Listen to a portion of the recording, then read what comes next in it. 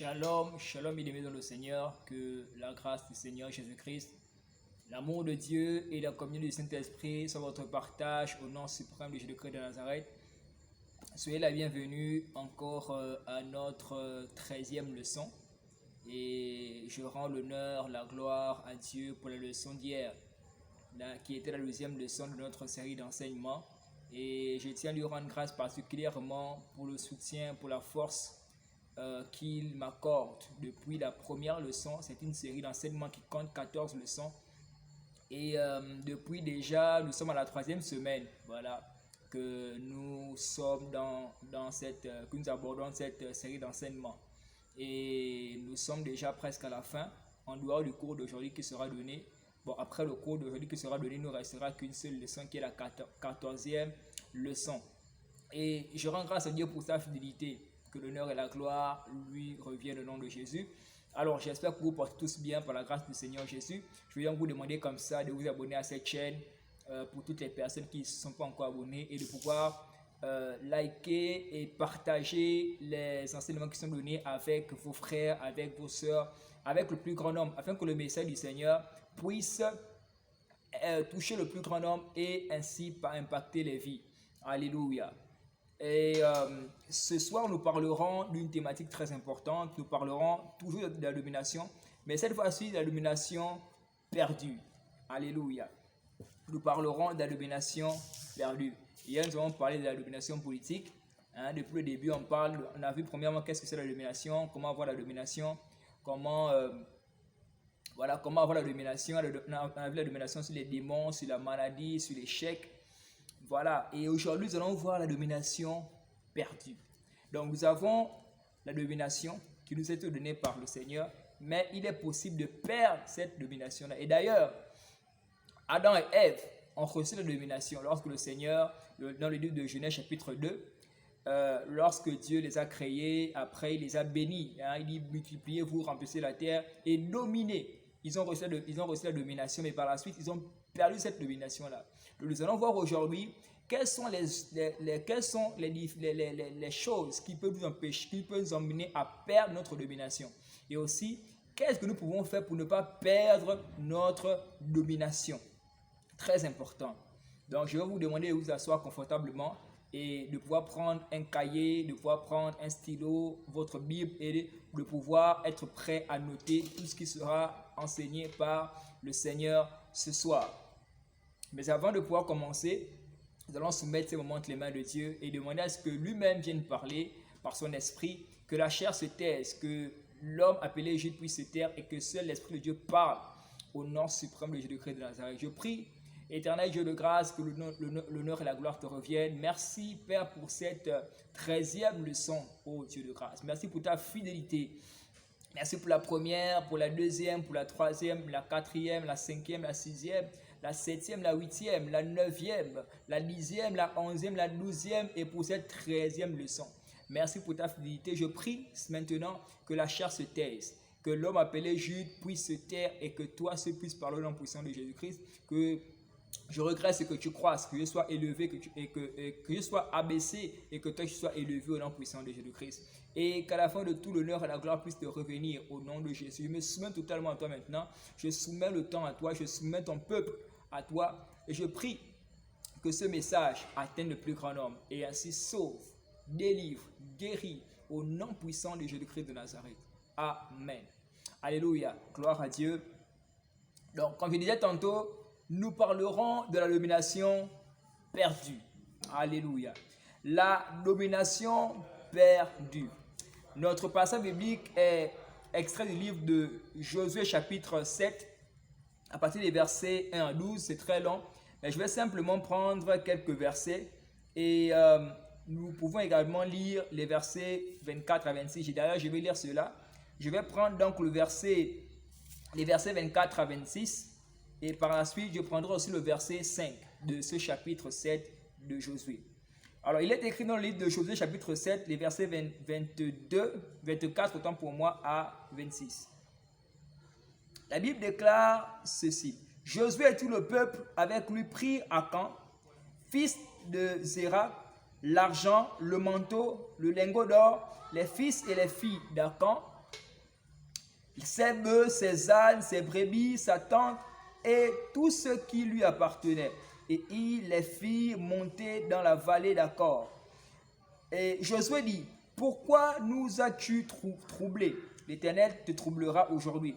En tout, et tout le peuple le lapida.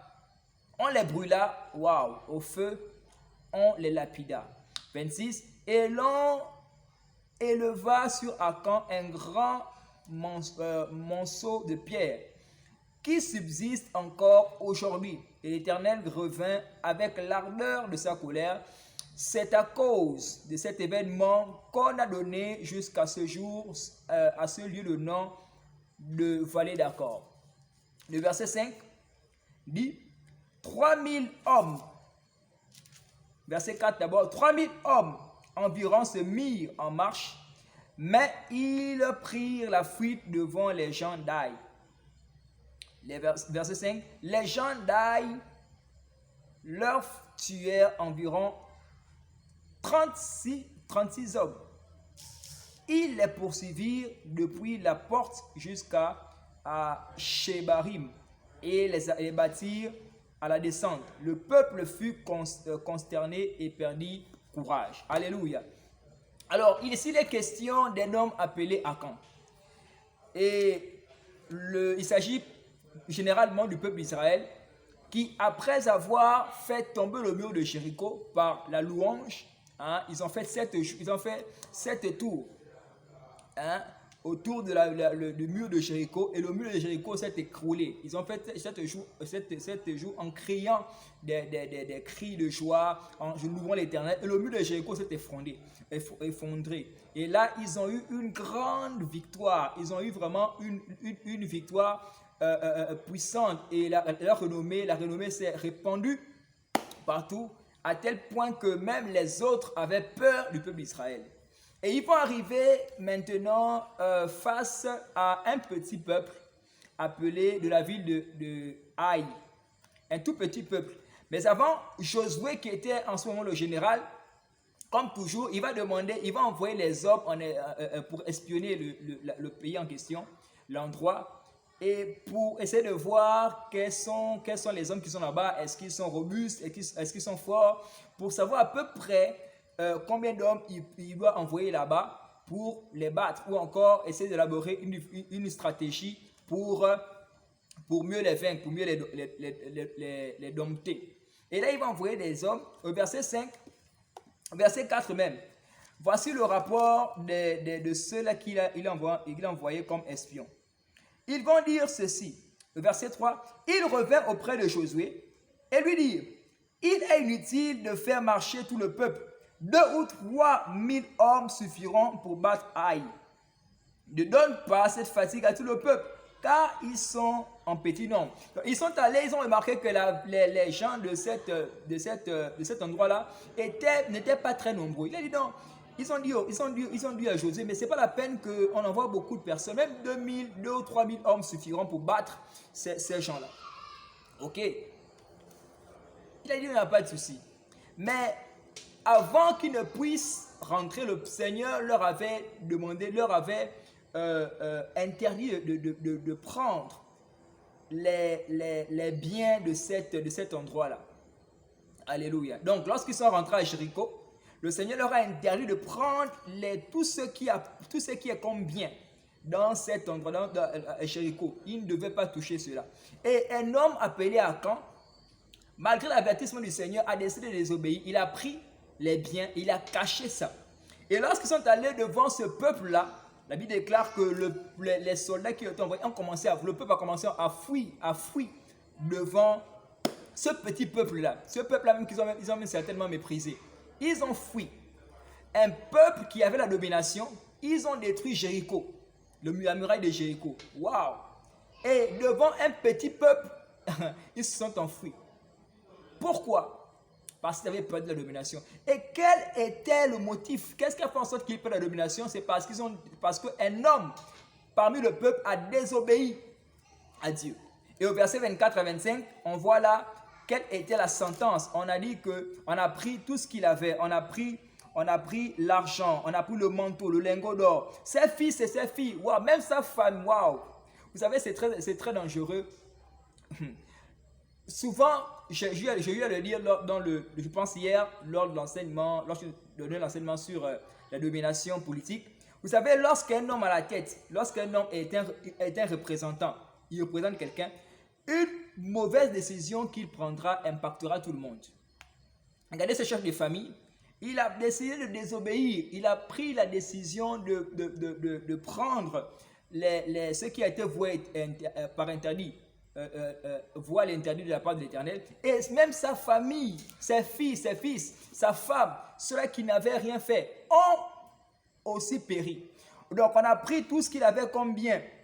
Ils ont été lapidés d'abord par tout le peuple.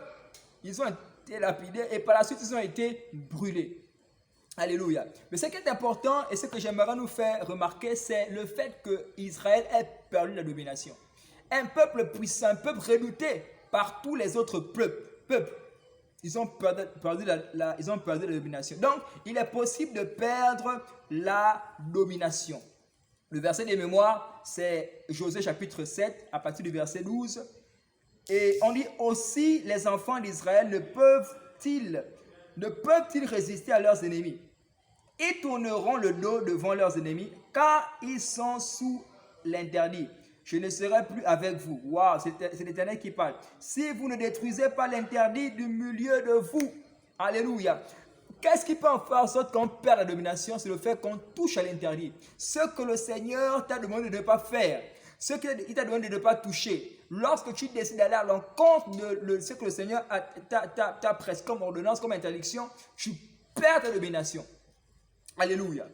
L'objectif de mon enseignement, c'est de pouvoir nous enseigner qu'il y a la perte de la domination. Nous devons le savoir. L'objectif d'enseignement, c'est celui-ci. C'est de faire comprendre qu'il y a la perte de domination. Et c'est possible de perdre sa domination. La vérité centrale est que la domination peut être perdue. En prologomène de cet enseignement, j'aimerais dire ceci. Perdre quelque chose de précieux que vous appréciez n'est pas une bonne expérience. Je ne connais pas quelqu'un ici qui a quelque chose de valeur et il arrive que cette chose-là cette chose se perde, il serait heureux. Non. Quand tu perds quelque chose qui a de la valeur, quelque chose de précieux, tu n'es pas à l'aise. Ce n'est pas une très bonne expérience. Et dans Daniel, on voit que le roi Nebuchadnezzar, il avait perdu son trône pendant quelques jours. Cela peut expliquer la mauvaise expérience qu'il a eue. Un cas parmi tant d'autres. Le roi Nebuchadnezzar, à cause de son orgueil, a perdu sa domination. Et il a été dans une mauvaise posture. Alléluia. On a également Adam et Ève qui avaient perdu leur domination. Ce que je viens à peine de vous dire. Ils ont perdu leur domination dans le jardin d'Éden à cause de leur désobéissance à Dieu. Et l'expérience n'était pas bonne. Alléluia. Donc, bien aimé, ce qui peut nous faire perdre la domination, c'est la désobéissance à l'Éternel. C'est lorsqu'on fait quelque chose, on va à l'encontre de ce que le Seigneur nous a demandé de faire. Quelques séquences d'événements par rapport à ce passage-là, parce qu'on n'a pas tout lu. Premièrement, il y a certains événements qui se sont produits. Premièrement, premier événement, c'est quoi? C'est que les enfants d'Israël commirent une infidélité au sujet des choses de voile interdit. Mais observez bien que c'est une seule personne qui l'a fait, c'est Akan. Mais tout le peuple a été impacté par ce qu'il a eu à faire. Comme quoi, lorsque quelqu'un, vous pouvez être ensemble, mais lorsque quelqu'un décide de faire quelque chose qui n'est pas bien, cela impacte tout le groupe. Et c'est ce qui s'est passé. Donc, premier événement, c'était que les enfants d'Israël commirent une infidélité au sujet des choses que le Seigneur avait voué interdit. Deuxièmement, Dieu s'est mis en colère contre eux. Deuxièmement, c'est qui s'est produit. Deuxième événement. Dieu s'est mis en colère contre eux. Troisièmement, les enfants d'Israël pensaient qu'ils avaient toujours la domination. Bien aimé, c'est très terrible. Souvent, tu penses encore avoir la domination, mais tu ne l'as plus. Samson, lorsqu'il s'est réveillé, il pensait encore avoir la domination. Il pensait, on l'a réveillé, on a dit non, mais les Philistins sont là. Oh, il pensait que non, bon voilà, il va les terrasser comme d'habitude. Mais il ne savait plus qu'il avait plus la domination. Donc il est possible, quelquefois, tu peux penser encore avoir la domination, mais cette domination n'est plus là. Alléluia. Et c'est ce que le peuple d'Israël a expérimenté. Quatrième événement, il partit pour la guerre, ne sachant pas qu'ils n'ont plus la domination avec eux. Cinquièmement, ils ont été vaincus. Et en gros, nous pouvons voir que le péché a obligé les enfants d'Israël à perdre leur domination. Ils ont pris des choses et les ont mises ils ont mises dans leur possession. Ils ont eu à mettre ce qui appartenait à ces gens-là dans ce qui leur appartenait. Donc, ils ont été vaincus. Pourquoi? Parce qu'ils ont péché contre l'Éternel. Alléluia. Maintenant, comment pouvons-nous perdre notre domination? Premièrement, quelles sont d'abord les différentes dominations que nous pouvons perdre? Quelle domination pouvons-nous perdre? Premièrement, la domination spirituelle. Bien-aimé, il est possible que tu perds la domination spirituelle. Lorsque tu pêches contre l'Éternel, tu perds ta domination spirituelle. Alléluia. Tu perds ta domination spirituelle. Et je disais tantôt que la domination spirituelle, c'est même, je m'aurais dit que c'est la base. Parce que lorsque tu as la domination spirituelle, toutes les autres dominations, tu les as. Si tu as la domination spirituelle, tu as la domination financière, tu as la domination sur les démons, tu as la domination sur l'échec, en fait, toutes les différentes dominations que nous avons eu à voir. Si tu as la domination spirituelle, tu auras toutes les autres dominations. Et donc, la domination spirituelle est d'une importance capitale. Donc, il est possible, à cause du péché, que tu perds ta domination spirituelle. Et c'est ce qui se passe aujourd'hui. Beaucoup de personnes perdent leur domination spirituelle à cause du péché, à cause de la désobéissance. Tu peux également perdre la domination physique. Il est possible que tu perdes également la domination physique. Alléluia. Pourquoi? À cause du péché. Tu peux également perdre la domination financière. Malabraza tereresh kata. Vous savez, tu peux être puissant financièrement ou avoir une certaine stabilité financière. Mais lorsque tu fais quelque chose, lorsque tu pêches, tu fais des choses qui vont à l'encontre de l'Éternel. Tu pêches contre lui, tu perds la domination financière. Alléluia. Et lorsqu'on a parlé de la domination financière, on a vu que l'une des choses aussi qui pourrait faire en sorte que nous ne puissions pas expérimenter la domination financière, c'est le fait de pouvoir ne pas payer la dîme. Le fait de ne pas payer la dîme, c'est un péché. C'est une recommandation de l'Éternel. Donc, lorsque tu décides de désobéir à cette recommandation en ne payant pas la dîme, tu fais là, en fait, tu désobéis à Dieu et tu pêches. Et là, tu peux perdre la domination financière. Alléluia. Donc, un secret. Si nous voulons maintenir notre domination financière au même niveau, sinon même que cela puisse croître davantage, il faut obéir à l'Éternel. Obéir aux recommandations de la Bible, obéir à tout ce que le Seigneur nous recommande pour pouvoir maintenir cette domination-là. Alléluia. Tu peux également perdre la domination matérielle. Oui, tu peux perdre la domination matérielle. Tu as peut-être 3 voitures, mais à cause de la désobéissance à l'Éternel, tu peux tout perdre. Même tu peux avoir une maison maintenant et puis voilà, tu perds tout. Tu peux avoir un business, ton business fleurit. Tu as certainement beaucoup de clients. Tu peux tout perdre. Tu peux te retrouver comme ça. Tout perdre. Tout ce qui est matériel là, tu peux tout perdre cela. Domination matérielle. Pourquoi? À cause de la désobéissance à l'Éternel. Et aussi même la domination émotionnelle. C'est là une domination qu'on n'a pas eu à aborder, mais il y a également la domination émotionnelle. Alléluia. À cause du péché, nous pouvons perdre la domination émotionnelle. Alléluia. Maintenant, comment peut-on conserver sa domination? Question très importante.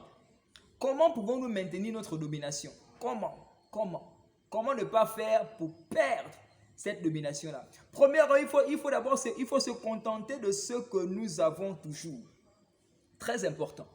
Apprendre à se contenter, très important. 1 Timothée chapitre 6, verset 6. Un homme qui n'apprend pas d'abord à se contenter de ce qu'il a déjà, cet homme-là, à coup sûr,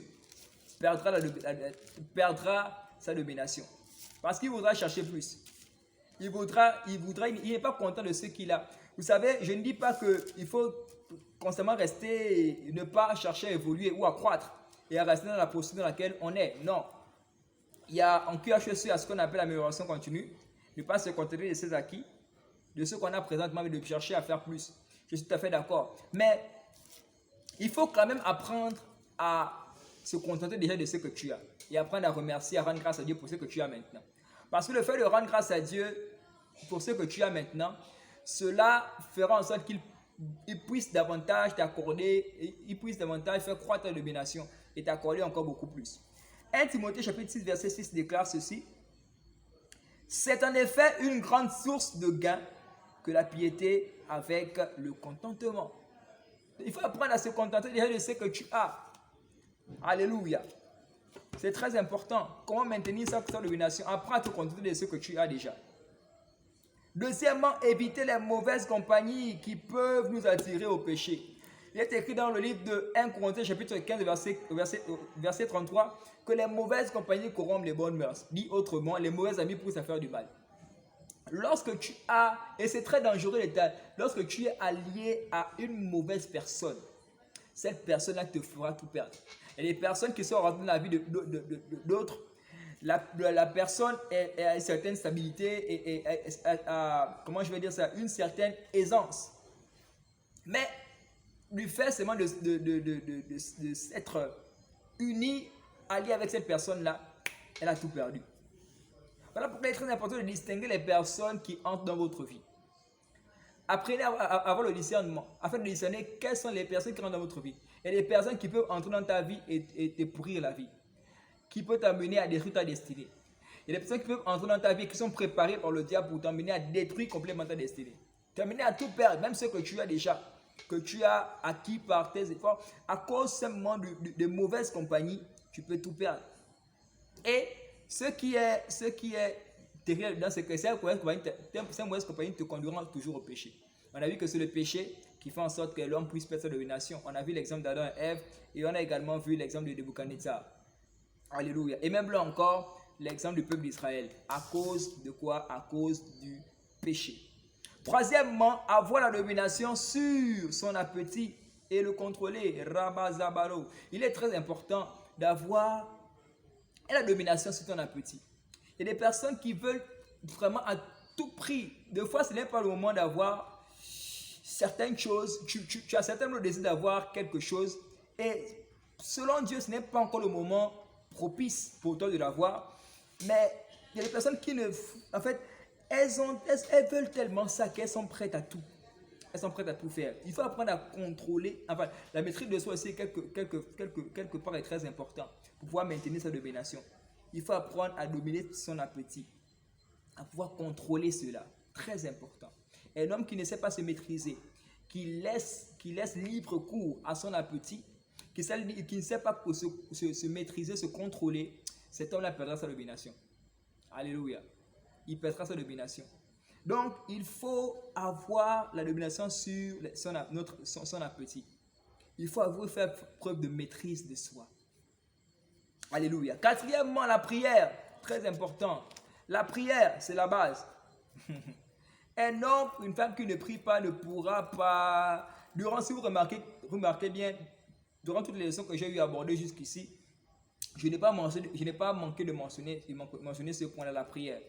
Un homme, une femme de prière, tu veux demeurer dans la domination, c'est un homme de prière. C'est une femme de prière. Mais aussi, les prières qui sont efficaces, c'est les prières du juste. Être juste là. C'est-à-dire qu'il faut craindre Dieu. Et il faut s'abstenir du péché aussi. Alléluia. Un homme qui véritablement qui est constamment dans la prière fervente, et qui est dans une bonne posture, c'est-à-dire que dans la sanctification, à coup sûr cet homme-là, il sera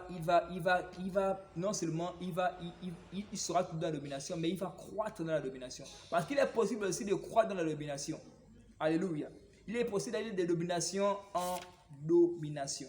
Donc il faut être un homme, une femme de prière. Cinquièmement, il faut fuir toute apparence du mal. Alléluia. Il faut fuir cela. Tout ce qui est mal là, que cela ne soit pas, en fait, soit ennemi de mal.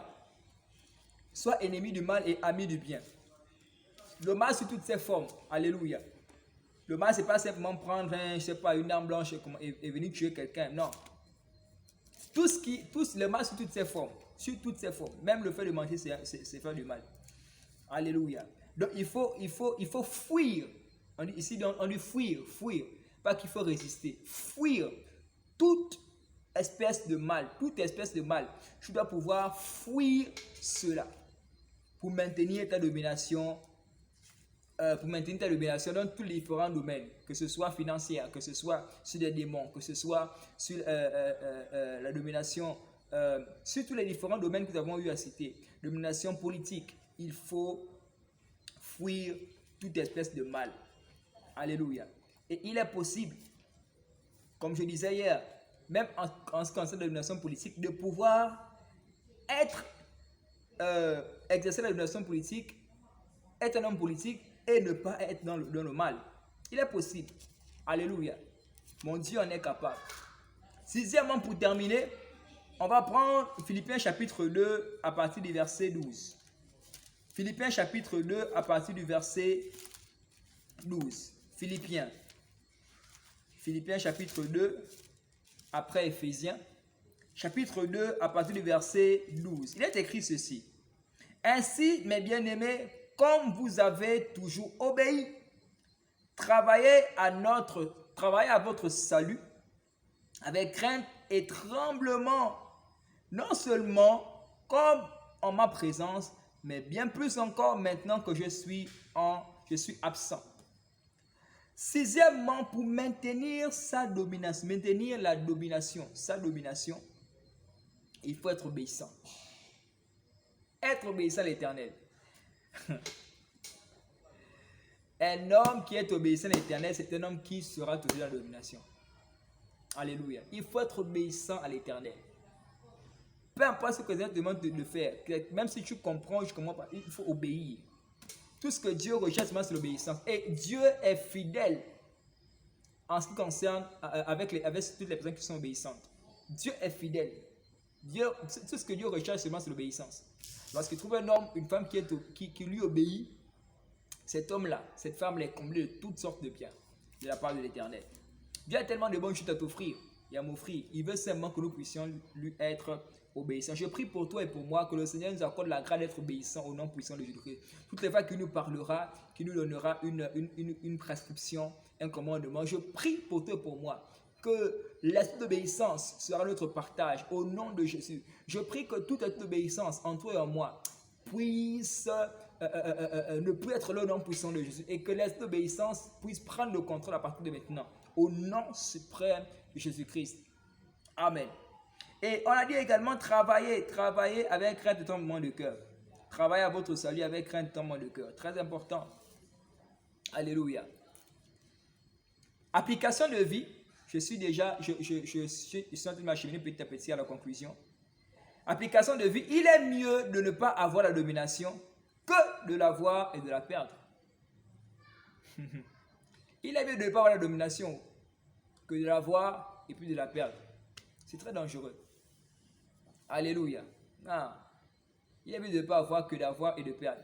Le résultat sera toujours pénible à supporter. Alléluia. Donc, autrement dit, nous devons tout faire pour maintenir la domination. Parce que nous l'avons déjà. Le Seigneur, Dieu nous l'a accordé. Il faut tout faire pour maintenir notre domination.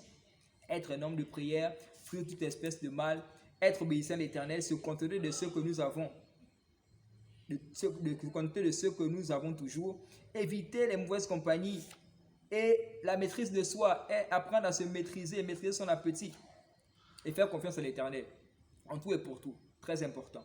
Conclusion. Quand Dieu a créé Adam et Ève, il leur a donné la domination sur toutes choses. Mais ils l'ont perdu quand ils ont désobéi aux instructions de Dieu. Remercions Dieu pour Jésus-Christ, par qui nous avons été capables de regagner ou de retrouver notre domination. Alléluia. Donc, cette domination-là est toujours la nôtre, par Jésus-Christ de Nazareth. Donc, si vous ne voulez pas perdre votre domination, alors évitez le péché comme fléau. Alléluia. En conclusion, comment maintenir notre domination? S'abstenir de toutes sortes de péchés. Que Dieu vous bénisse. J'espère que cet enseignement vous a édifié, vous a béni. Je vais vous dire à demain pour la suite, la 4e leçon. Et que Dieu vous bénisse abondamment au nom suprême de Jésus-Christ. Amen.